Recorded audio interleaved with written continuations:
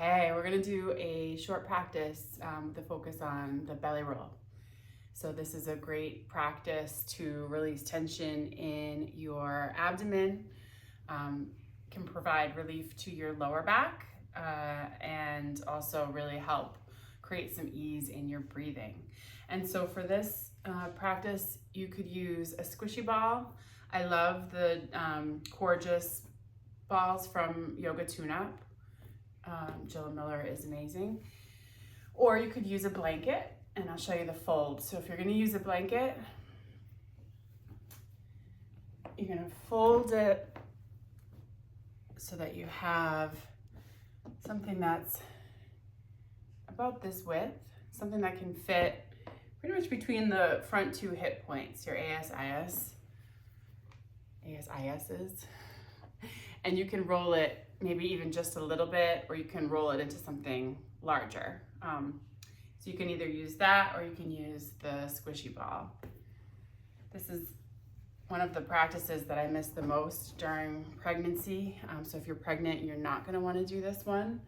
And if you're recovering, if you have a diastasis, I would not recommend it either, but it's great for old scar tissue. So if you have a C-section scar, but even if you don't, I've been doing this practice for many, many years, and it's absolutely a game changer. So the rolled up blanket or the ball is gonna go above your pubic bone and below your navel. So right into the lower belly there. You're gonna lie face down. I like to get my pubic bone onto the ball or the roll to start, and then roll back a little bit, because then the pressure of the ball or the blanket will kind of draw the tissue of the lower belly in and up towards the heart a bit.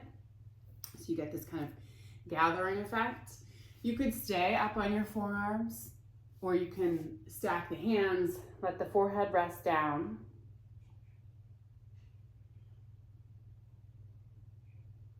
And just check it out.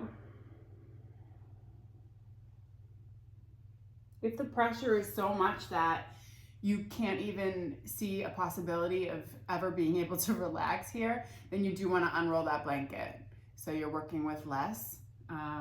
It will be probably uncomfortable if this is not something that you've done in a while, or if you've never done it. So we're not trying to avoid the discomfort, but you do want to be right in that area where you can get a sense that, like, okay, with some time, I could soften into this. You don't want to just be here bracing the whole time. You're going to miss out on what we're actually trying to do. So enough pressure that you have something to work with, not so much that you just can't even relax a bit. And then we'll start to work with the breath. So as you inhale, you're going to move your breath down into the blanket. And as you exhale, can you soften everything that's resting on the blanket or the ball so that you actually invite it to come in a little deeper?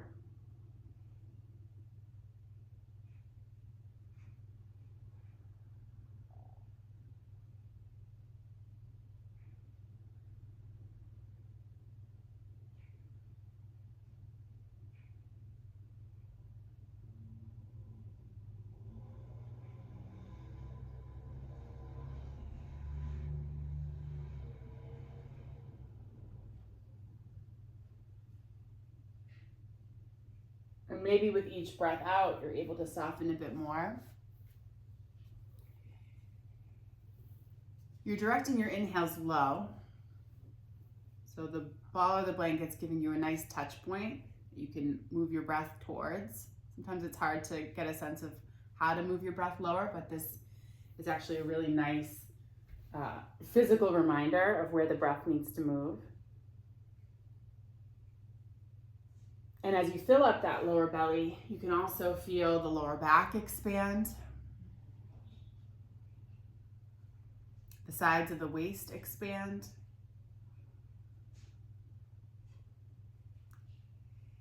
See if you can feel the whole bottom rim of your rib cage broaden out.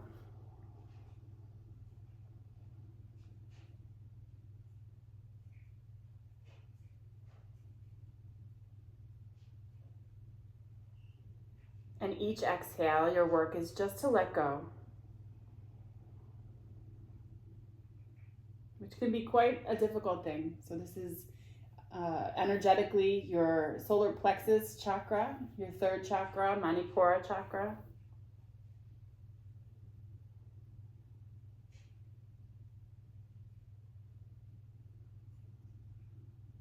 Energetically, this is where self-esteem lives, sense of self.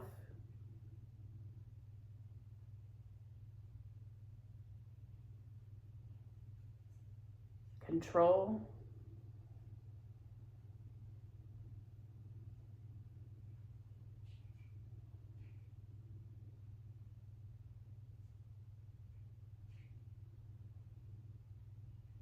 And it's going to be a pretty fraught area emotionally.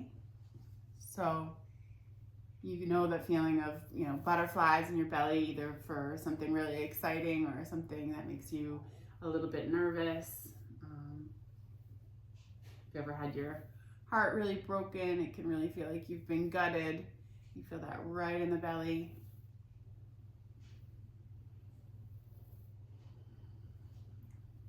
And when we feel like we're under attack, even if it's not a physical attack, this is the area that we brace, we tense up. This is our most kind of softest underbelly, most vulnerable place. So there are many, many reasons that this area can be tense, including, messages from society about being thin,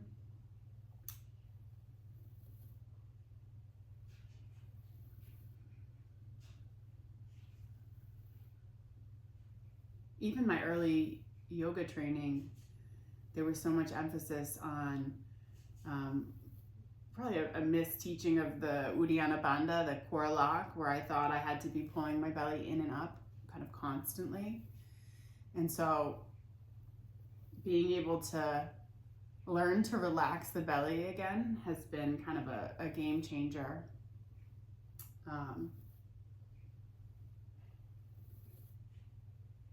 You can rock your hips a bit from side to side here, and you might feel some gas bubbles moving around. You might feel kind of your organs shifting around. Everything is really liquid in here, so things will slide out of the way if they need to.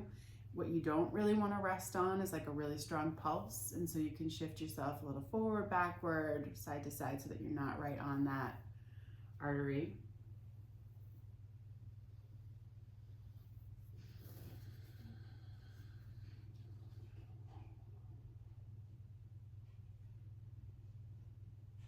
And then you might play around with bending the knees and rocking the feet from side to side.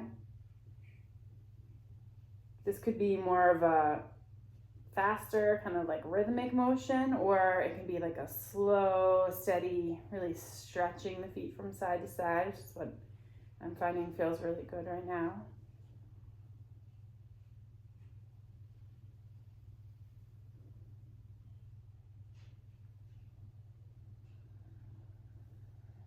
When this area is really tense, it kind of disconnects us from the upper body down into the lower body, so we kind of lose our connection to our roots.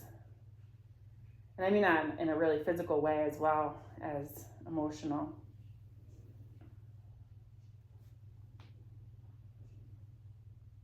When we're really tense in this area, it can also really inhibit the breath. So a lot of tension in the abdomen can prevent the diaphragm from dropping down, so we can get a really nice big inhale. And then tension in some of these deeper core muscles can prevent the diaphragm from being able to fully float back up again, giving us that full, complete exhale. So this is a really nice way to restore the breath. So go ahead and come right up onto your forearms. You can have your elbows under your shoulders, forearms parallel. We're gonna tuck the right toes under. If you can see my heel, let me flip a little bit.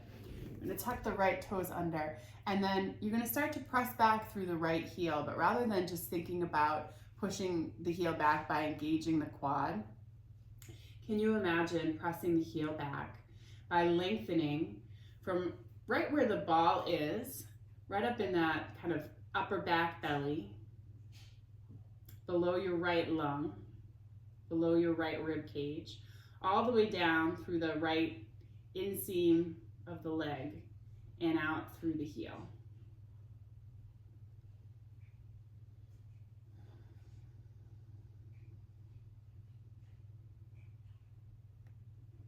This might be enough. You can stay upright. You could also let your forehead rest on your left hand and then crawl that right arm forward.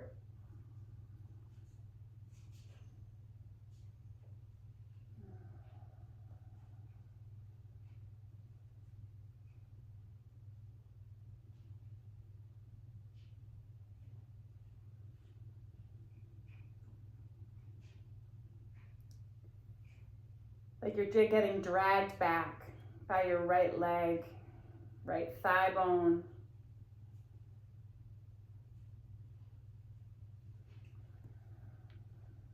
And then release that, come back up onto your right forearm. We'll tuck the left toes under and we'll do the same thing on the other side. So left toes tuck. And again, not just engaging the quad to straighten the leg, but I want you to feel for sliding the leg backward, really from left side of spine, left inseam of leg, all the way down through that left heel. So you really feel connections all the way up into the abdomen. And you can stay up, or you can lower down, crawl that left arm forward as well.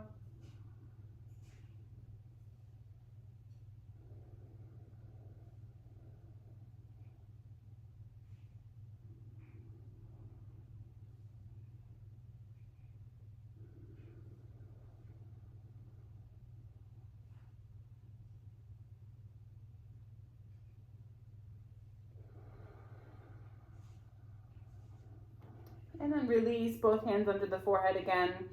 Go ahead and rock the hips from side to side. We'll do one more thing here. Coming up onto the forearms, go ahead and bend your left knee. You're gonna reach back with your right hand. Maybe you can find the foot. If you can't find the foot, you can just work a little bit of a twist here. So just reaching back through the right arm. If you do have the foot, you can draw that foot down towards the left sit bone.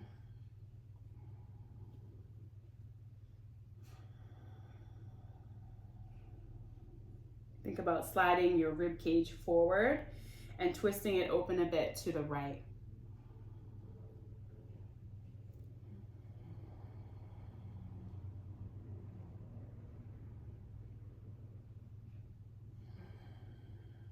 You're still breathing on purpose. And then we'll do the other side. Again, maybe you can grab the foot. If you can't grab the foot, just press down through your supporting arm and maybe reach back through the other arm, getting a little twist through with our deep belly muscles.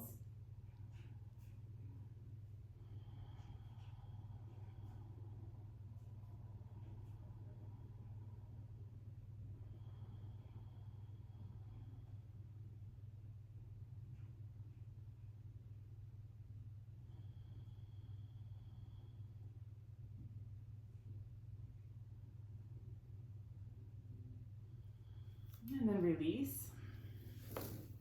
We're going to take the blanket or the ball out.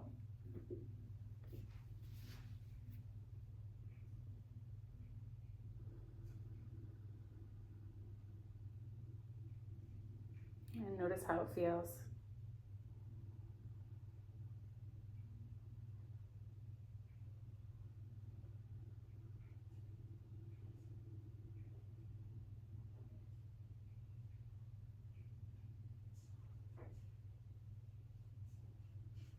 Come back up onto your forearms for your Sphinx pose, pressing down through elbows, wrists, hands, and fingertips, peeling the heart forward and up.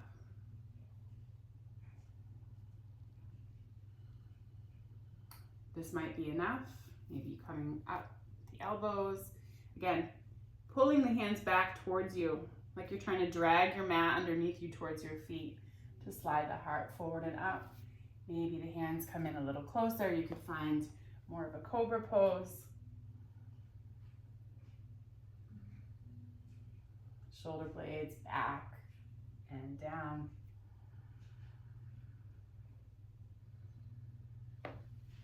And and then press back into child's pose.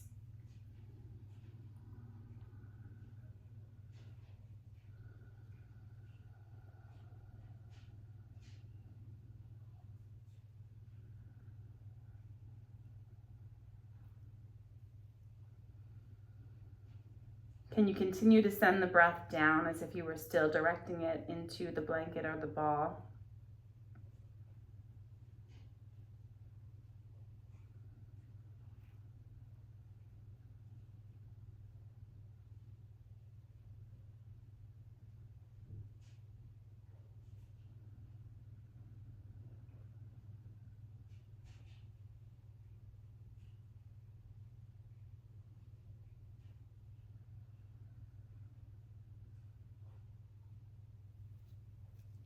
And then you can come up into table and we'll set up just for Shavasana. You could take a seated meditation here.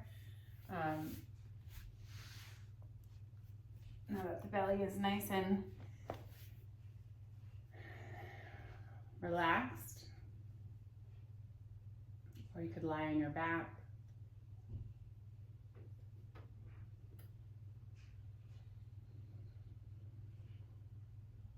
Bring your hands onto the belly.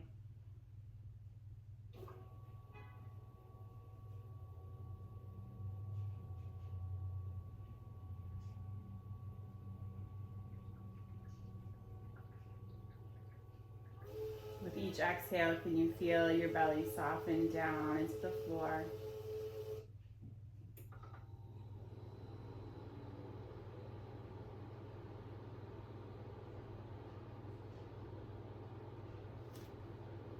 Can you soften the expression on your face?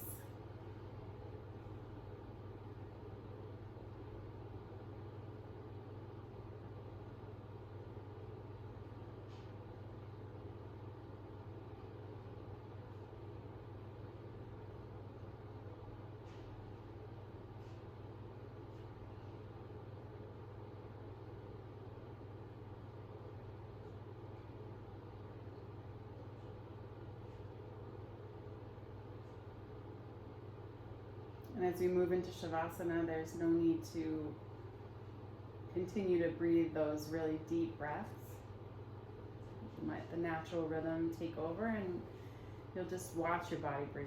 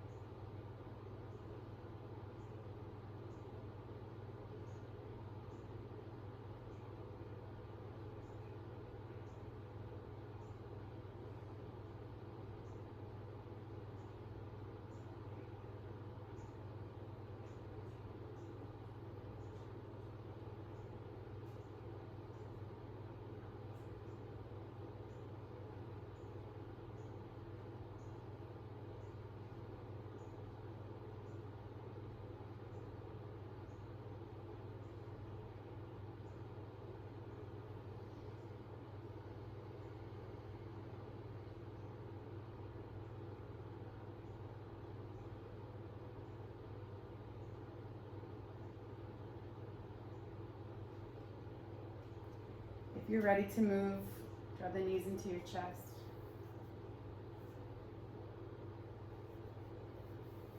Notice which nostril is more open. And you'll roll towards that side.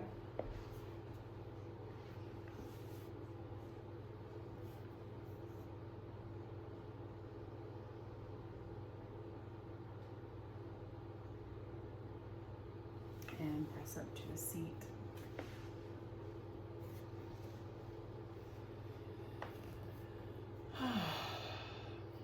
Hope you breathe a little easier today. Thank you so much.